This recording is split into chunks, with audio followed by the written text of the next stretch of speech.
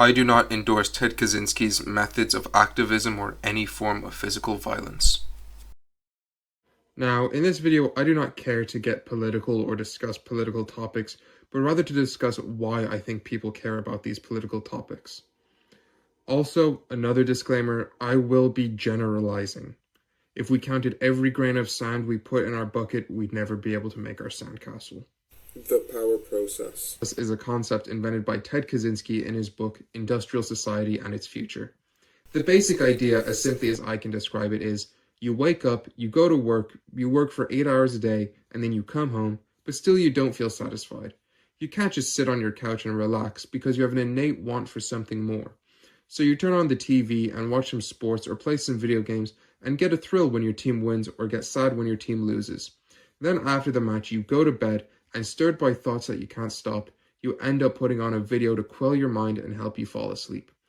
Ted posited that when a hunter-gatherer gets up in the morning and goes out hunting, that when he gets back to camp with his food, he will not be bored and driven to a depression that needs to be quelled with endless scrolling or other surrogate activities, because he has already participated in his natural power process and has his physical needs met, so therefore he has no need to overthink and can simply relax and preserve calories.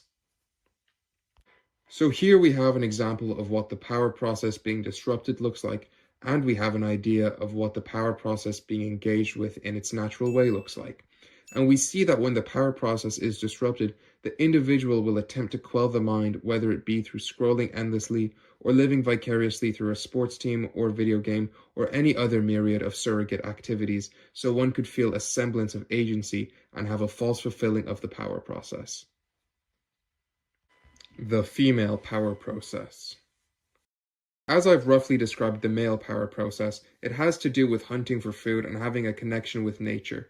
However, I believe that women and men have different power processes because women and men are fundamentally different. Men's bodies are more designed to sprint after game and be hunters, whereas women naturally are not hunters. Instead, a woman's ability to run and hunt is hindered by their biology. I believe we can get an idea of what a human's power process will be by their biology.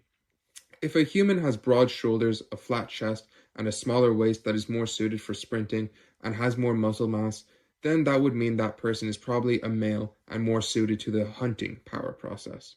While on the other side, if we see a human with large breasts designed for feeding, with lower muscle mass and larger fat reserves, with wider hips better for birthing but worse for sprinting, then we can imagine that based off of this person's body, their power process will be more inclined to child rearing and caretaking.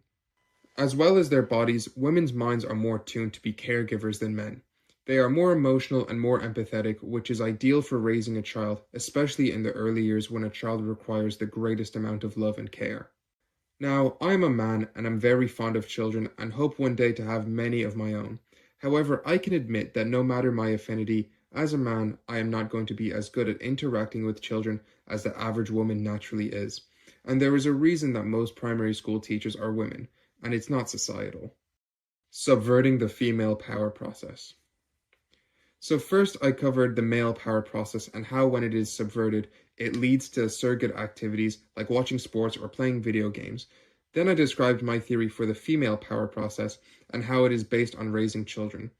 Now I'm going to cover what happens when the female power process is subverted and what surrogate activities fulfill the space. We currently live in a world where the cost of living is rising and rising quickly, rising much quicker than the average person's wages are, and as a result, it's near impossible for couples to have children on one income and is even very difficult with two incomes.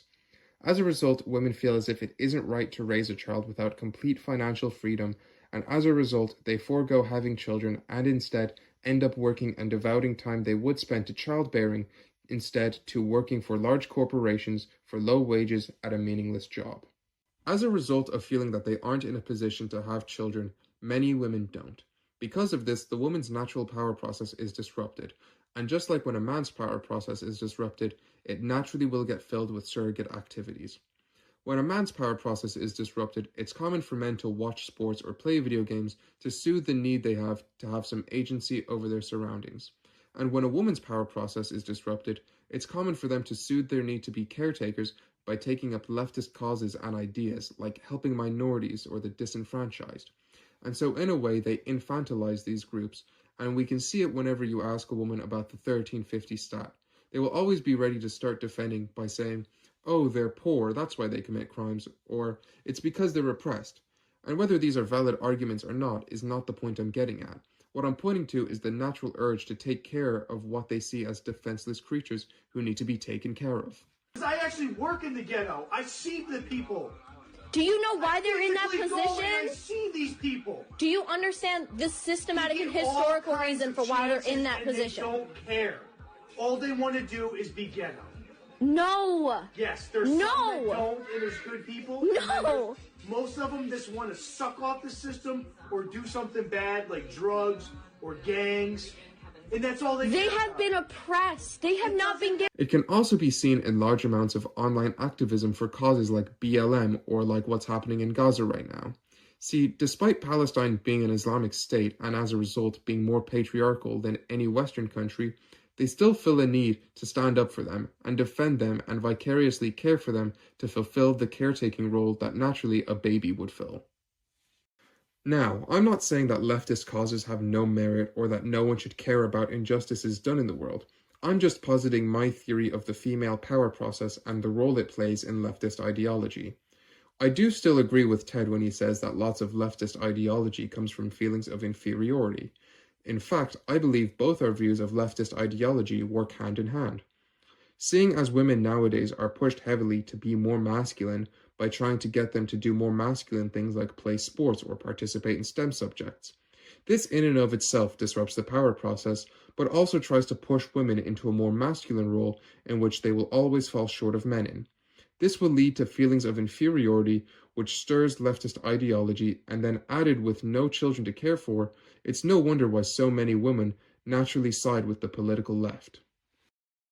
So, in conclusion, as a man would take to watching sports or playing video games in an attempt to fulfill their natural power process, I believe a woman would take to online activism and other leftist causes in an attempt to fulfill their natural power process.